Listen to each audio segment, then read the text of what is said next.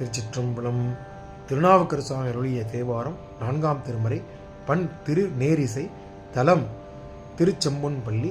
பதிகம் 29. பாடல் 9. ஓவாத மறை வல்லானும் ஓத நீர் வண்ணன் காணா.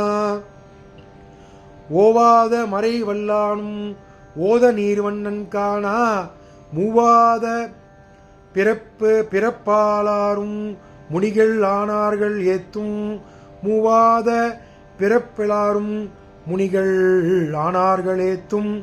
பூவான 360 ஆகும் எந்தை தேவாதி தேவர் என்றும் திருச்செம்பொன்பள்ளி யாரே.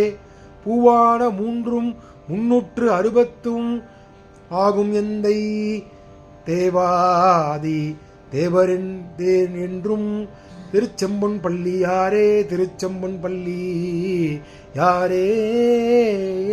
திருச்சிற்றம்பலம். திருச்சிற்றம்பலம். இந்த 9ஆம் பாடல் விளக்கத்தை பார்த்து விடலாம். 9ஆம் பாடல்ல திருமாலும் பிரமனும் அந்த அடிமுடிக்கான சென்றார்கள். அந்த நிகழ்வை குறிப்பிடுகின்றார். என்றும் அழியாமல் இருக்கும் வேதங்களின் வல்லவனாகிய பிரமனும் கடல் நீரில் நிரந்தரமானவாக இருக்கும் திருமாலும் காண முடியாதவராக நின்றவர் சிவபெருமான். முப்படையாக உடலில் கொண்டுள்ள தேவர்களும் தவம் செய்யும் முனிவர்களும் வருடத்தின் அனைத்து நாட்களும் தினமும் 3 முறை மலர்களை தூய் சிவபெருமானை வாழ்த்தி வணங்குகின்றார்கள் என்று கூறுகின்றார்.